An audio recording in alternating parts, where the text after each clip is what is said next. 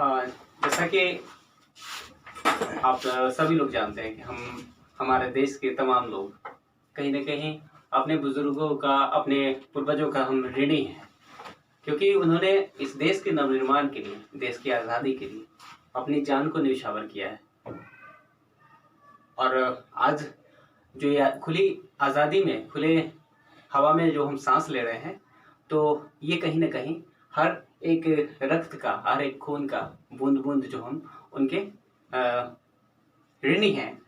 तो हम कैसे इस ऋण को चुका सकते हैं? इसका बहुत अच्छा प्रोसेस है कि हमारे युवा पीढ़ी है।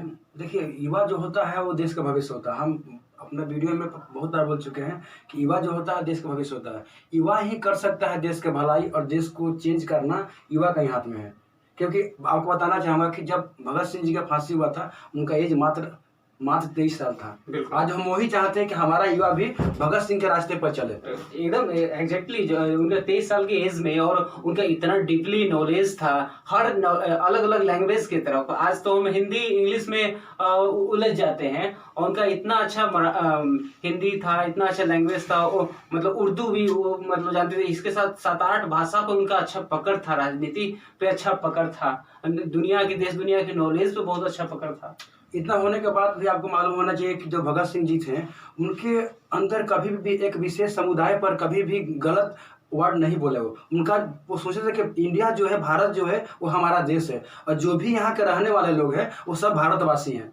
उनका मन में ऐसा कभी कट्टरपंथी वाला मन में आया ही नहीं। उनका दोस्त विशेष समुदाय, उनका जो भी साथी थे, और उन्हीं के कारण है एक मिलजुल कर यानी बोले तो अमित जी, उनका पूरा धर्मनिरपेक्ष सोच वही से शुरुआत होती है। कहने का मतलब है कि जब युवाओं का भूमिका जो है समाज पे जब पड़ने लगता है, तो जब वो कट्टरपंथी से दूर रहता है तो कहीं ना कहीं निर्माण का काम करता है, और उसको इसी दिशा में लेकर चलना हमारे लिए बहुत ही, समझिए, देश निर्माण के लिए आगे अच्छा काम होगा। लेकिन यहाँ पे कहीं ना कहीं चूक हो जाता है कि देखा जाता है कि किसी एक धर्म को लेकर उसको, समझिए, कि प्रचारित करना और अगले धर्म के बारे में घृणा करना। तो देखिए, कहने का मतलब धर्म है और ईश्वर अल्लाह सभी एक दूसरे को, समझिए, मान रहे हैं, तो किसी को ठेस कहीं ना कहीं पहुंचता है तो वो, समझिए, कि आत्मिक कष्ट होता है। आत्मिक कष्ट किसी को नहीं देना है, और सर्वप्रथम यहाँ पे विचार करना है कि भारत देश में जितने भी प्राणी हैं सभी इस भारत माँ के संतान हैं, और इसको कैसे विकसित किया जाए। अभी देखा जा रहा है कि विकास होने से पहले एक दूसरे में कहीं ना कहीं द्वेष रहता है, जिसके कारण और आगे नहीं बढ़ते। आपसी मतभेद ही हिंसा का रूप ले लेता है, और वही हिंसा जो है हमारे देश को आज चला रही है, हर स्तर पे चला रही है। देखिए, तो ये जो बात है कट्टरपंथी हमारे देश में बढ़ते जा रहा है, तो जो ऐसे लोग कट्टरपंथी बढ़ा रहे हैं, तो उनसे हम एक चीज पूछना चाहते हैं कि व्हाट इज रिलीजन, वो नहीं बता पाएंगे। सही बात है कि इसलिए नहीं बता पाए कि वो क्या चाहते हैं कि हम आपस में लड़ाते हैं, लड़ाने के बाद फिर वही बात हो जाएगा, फूट डालो राज करो। अंग्रेज तो यहाँ नहीं आएंगे, लेकिन हम आपस में लड़ेंगे। वो रिलीजन के वो लोग हैं, वो रिलीजन के वो लोग हैं, हम लोग आपस में लड़ेंगे। उसका मजा जो है अदर कंट्री लेगा, ये हम नहीं चाहते। ये तो इतिहास गवाह है कि जब भी राइट हुआ है एक दो कम्युनिटी के बीच में, दो रिलीजन के बीच में, तो आपस में जो उसके नेता हुए हैं वो उनके साथ कुछ भी नहीं हुआ। जो हुआ है गरीब जनता के साथ हुआ है, महिलाओं के साथ हुए हैं, छोटे छोटे बच्चे के साथ हुए, उनके मतलब परिवार के हर परिवार के लोग उनसे छीन लिए गए। महिलाएं विधवा हो गई, उनके साथ मतलब क्या क्या यातनाएं नहीं हुआ, उनको बेचा गया बाजार में। तो हम ये तो सोचने की बात है कि जो लोग जिस धर्म का झंडा उठा रहे थे, आज वो नेता क्या उनको बचाने आए? देखिए, कहने का मतलब है एक दूसरे दो जब मिलके ऐसा कांड को अंजाम देते हैं, तो कहीं ना कहीं ये जो परिणाम जो भुगतना पड़ता है नीचे दबके के लोग को। जैसे मान लीजिए कोई सड़क पे बम विस्फोट ही करता है, तो क्या वो निर्दोष का क्या कसूर रहता है जो कहीं अपने परिवार से मिलने के लिए जा रहा होता है और उसमें वो मारा जाता है? वो तो अलग बात हो गई। खैर, जिसका सोच अगर वैसा रहेगा तो वो तो क्या बोलते, वहाँ कहीं भी जो भी घटने का शिकार होता है उसका कोई कसूर नहीं होता है। मेरा कहने का मतलब ये, युवाओं को हम सब मिलकर के ये बतलाना चाह रहे हैं कि जितने भी युवा हैं, कभी भी हमारा देश भारत है और हमारा देश जो है भारत यूं ही नहीं है, भारत अपने आप में महापुरुष है। ये परमात्मा का ये सबसे बड़ी धरती जो है ये विश्व गुरु का रूप में सदियों से जाना जाता रहा है। ये हमारा इतिहास है, अगर इतिहास देख लीजिए तो। और इतिहास को बर्बाद करने वाले कौन है? हमारे अभी के युवा हैं, युवा हैं। उनको सीखना चाहिए, भगत सिंह से सीखना चाहिए कि 23 के एज में उनकी ऐसी सोच थी और आज हमारी सोच क्या होती है। हमारी सोच कहीं से कोई हम वेल ट्रेंड नहीं होते हैं। आप देखिए, एक छोटी सी नौकरी करने के लिए, आप नौकरी करने के लिए क्या करते हैं? पढ़ाई लिखाई करते हैं, तो उसके बाद जाकर के हमें नौकरी मिलती है, रोजी रोटी मिलती है। एग्जैक्टली यही है। लेकिन अब आगे धर्म की बात होती है तो धर्म की कहीं से हमें कोई भी स्कूल में शिक्षा नहीं दिया जाता है। धर्म की अगर थोड़ा बहुत दिया भी जाता है तो इतना दिया जाता है कि फलाने महापुरुष ऐसे थे, वो ऐसे थे, ऐसे थे। हाँ, लेकिन ये कहीं से एजुकेशन नहीं दिया जाता है हाँ इस चीज का कि हम संगठन को कैसे चलाएं। संगठन का मतलब क्या होता है? अपने आप को यूनाइट करना, किसी देश को एक सही वे में ले चलने के लिए। लेकिन यहाँ संगठन कैसा होता है? कहीं से जितने भी आवारा उचक्के टाइप के जितने जो गर्म खून वाले हुए, गलत काम करने वाले, सबको अपने संगठन में मिला दो, ताकि उनको एक बार बोल दो कि कहीं दंगा करना है, वो बिना कुछ सोचे समझे करना शुरू कर देंगे, उसमें कूद जाएंगे। चलिए, आपने बहुत अच्छा सर बताया था कि गर्म खून वाले। देखिए, हम ऐसा तो नहीं मानते। नहीं, वो नहीं, गर्म खून कहने का मतलब है कि जो जिनका जो सोच थॉट जो है वो कहीं से भी गर्म खून और नरम खून वो कहीं भी समाज के निर्माण के लिए नहीं, नेगेटिव वे में वो अक्सर आगे निकलना चाहते हैं। क्योंकि उनको हम गर्म खून इसलिए नहीं मानते हैं कि अगर गर्म खून होता तो वो देश का भलाई करते। जैसे कि गर्म खून उसको बनाता है कि जो लोगों को मदद करे, देश की भलाई सोचे, उनको बोलते हैं गर्म खून। भगत सिंह जी हो गए, चंद्रशेखर आजाद जी हो गए, या सुभाष चंद्र बोस हो गए। हम इन मतलब फिर वही बोलेंगे, रिस्पेक्ट नहीं देते हम। ऐसा युवाओं को हम रिस्पेक्ट नहीं देते हैं। वीडियो बता रहे हैं युवा कमजोर कहाँ पे हो जाते हैं। हम आज से कुछ साल पहले देखे थे जिसका काफी अच्छा खासा बॉडी था, आज हम उसको देखे हैं कि इतना उसका बॉडी में मात्र 20 kg वेट होगा और वो कहीं ना कहीं नशा का शिकार हो रहे हैं। और 20 सही बोल रहे, 20 से 30 बहुत होगा, 30 के सही बोल रहे हैं। और कहने का मतलब है कि कहीं ना कहीं वो नशा का शिकार हो रहे हैं। जो नशा का शिकार होंगे, ना ही वो अपने परिवार का काम आएंगे, ना समाज का काम आएंगे, और देश का तो यहाँ पे नाम निशान ही नहीं है। वो तो कहीं से भी नहीं, वो परिवार का नहीं, वो अपना खुद का नहीं हो रहा है। फिजिकली फिट हो नहीं है तो फिर वो देश का रक्षा क्या करेंगे? तो देश का रक्षा करने के लिए फिजिकली फिट होना पड़ता है। कहने का मतलब है यहाँ पे युवा नशा के ओर जाता है, उसी तरह वहीं से उसका सारा द्वार खुल जाता है नेगेटिव वे में जाने का। और वहीं से समझिए कि देश का उत्थान की जगह पतन का राह दिखता है। हाँ, ये बात सही है। कहने का मतलब अभी जितने भी गलत रास्ते में जा रहे हैं और वही चल करके आगे अगर धर्म की झंडा को उठा ले तो वो तो पता नहीं करेंगे ना।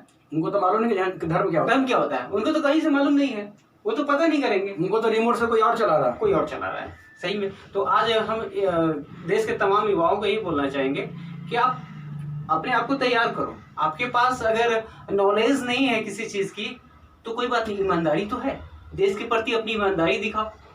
ये सबसे बड़ा हथियार है आपका। आप देश के प्रति ईमानदार रहें और कहीं से भी एक धर्म दूसरे धर्म को अगर नीचे जहां से दिखलाता है वहां से भारत का सपना चकनाचूर हो जाता है। बिल्कुल सही बोला आपने, सही बात है। क्योंकि अगर देश का सपना हमें यही हम लोग देश का सपना देखें कि हमारा देश और उज्जवल हो, ब्राइटनेस हो, लेकिन आज तो युवा अनफिट होते जा रहे हैं केवल नशा के कारण। क्या मिलता है समझ में नहीं आता है, दारू पीने से, सिगरेट पीने से, गांजा पीने से। इसमें क्या है? अभी आपने देखा हुआ है कुछ दिन पहले बहुत ज्यादा संख्या में ड्रग्स पकड़ाया।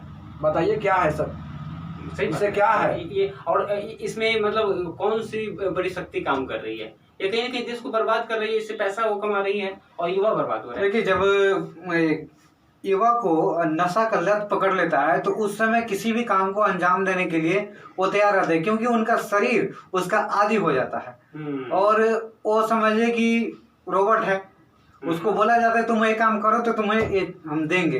तो एक तरह समझिए कि मानव एक मशीन बन गया है। सही बात।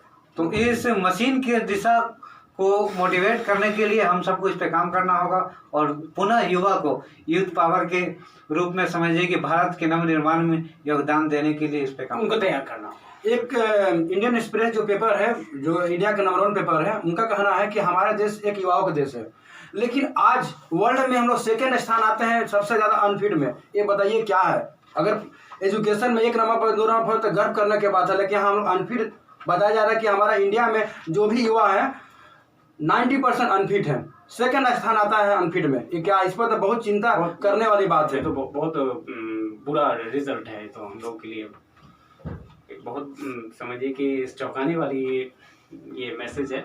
तो क्या बाबू आपसे यही रिक्वेस्ट है कि हमारे देश को आगे बढ़ाने के लिए आप जैसे नौनिहालों की ज़रूरत है, और बस सोच सामाजिक प्रतिबद्धता को बनाए रखने के लिए, सामाजिक सौहार्द को बनाए रखने के लिए, और देश समाज से ही, स्वस्थ समाज से ही देश का निर्माण होता है।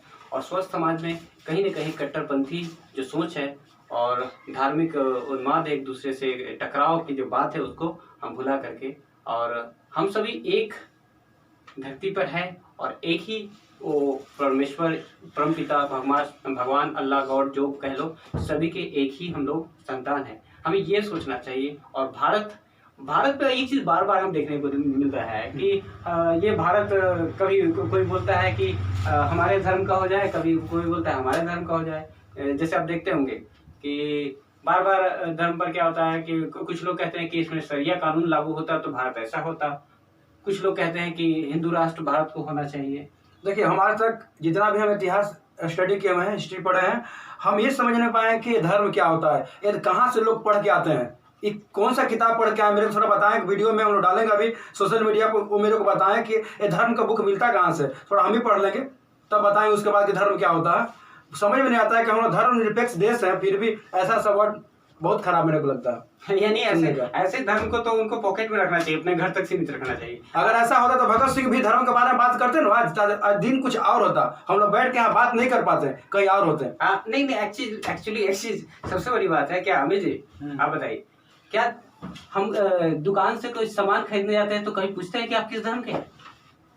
किसी इस पे धर्म का चर्चा ही नहीं होता है। जब समझे कि हमें कुछ फायदा की बात होती है तो ना वहाँ धर्म होता है ना मजहब होता है। किसी से पैसा लेना होता है तो कभी धर्म पूछ के पैसा लेते हैं। मान लीजिए चीनी जो बनता है सभी खाते हैं, कौन बना रहा है नहीं बना रहा है उससे बहस नहीं है, लेकिन जो नशा करने वाले कहीं भी देखते हैं वो खैनी बना रहा है, और किस धर्म का आदमी उसको काटा, क्या किया उसे नहीं पता, लेकिन ऐसे लेने चाहिए तो उस पे धर्म की बात आ जाती है। तो जो सारा चीज करने में धर्म की जरूरत नहीं है, तो झूठ मूठ के छोटा सा एक मतलब बात टॉपिक बना करके और धर्म का खिचड़ी पका करके लोगों को जलाने का ये षड्यंत्र कौन कर रहा है? वो स्पेशल पढ़ाई किया हुआ है,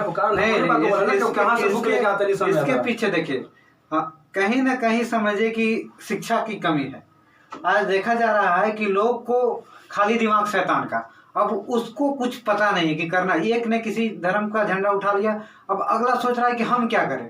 तो हमारा भी धर्म ये है, अब वही धर्म को लेके कॉपी पेस्ट करते जा रहा है, लेकिन नया कोई नहीं सोच रहा है। जब तक नया नहीं सोचेंगे तब तक देश आगे बढ़ेगा नहीं, और कहीं ना कहीं पतन का रास्ता ही मिलेगा। यानी सीधे वे में एक ही बात कहेंगे कि देश के तमाम युवाओं से हमारा संदेश है कि हम सब मिलकर के देश को सही रास्ता में ले चल करके, इसके लिए कोई बड़ी डिग्री लेने की जरूरत नहीं है, कोई बड़ी ट्रेनिंग लेने की जरूरत नहीं है। मैं पुनः कह रहा हूँ कि बस देश के प्रति आपका ईमानदारी ही सबसे बड़ी हथियार होगा।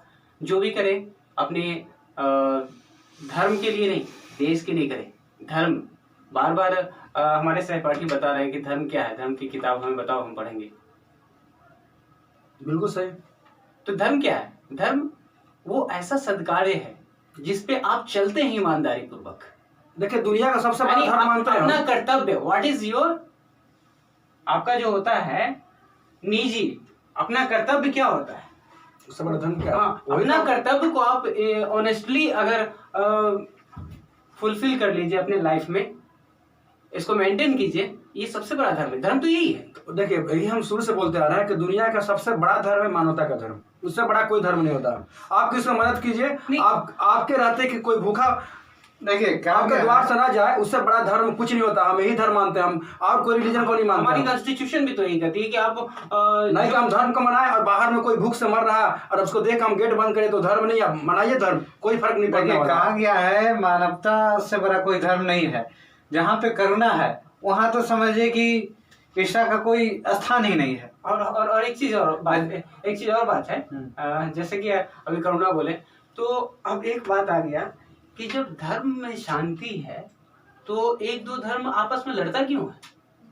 वो अधर्म है, धर्म नहीं है। नहीं। जहाँ लड़ाई है वहाँ धर्म नहीं है, वो धर्म जैसे हो सर गया। ने बोला कि आखिर लोग लड़ते कहते कि हम आपको शुरू में बता चुके थे कि यहाँ रिमोट से, जैसे हम लोग कैसे रिमोट से टीवी चला रहे हैं, जो भी चला रहे हैं, बस रिमोट से चलाया जा रहा है। वो जो धर्म के ठेकेदार जो हैं वो कुछ नहीं कर रहे हैं, युवाओं को रिमोट से चला रहे हैं कि आपस में दंगा करो, लड़ो, बस ये धर्म वो धर्म, और कुछ नहीं है।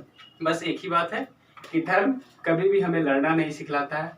धर्म अपने कर्तव्य को निभाना सिखलाता है, एक दूसरे को जोड़ना सिखलाता है, कभी तोड़ना नहीं सिखाता। एक दूसरे को मदद करना। सबसे बड़ा एकता है। अगर हम एकता बनाए रखेंगे तो हमारा देश बहुत आगे जाएगा। जय हिंद, जय बस भारत। इंसानियत के रास्ते पर।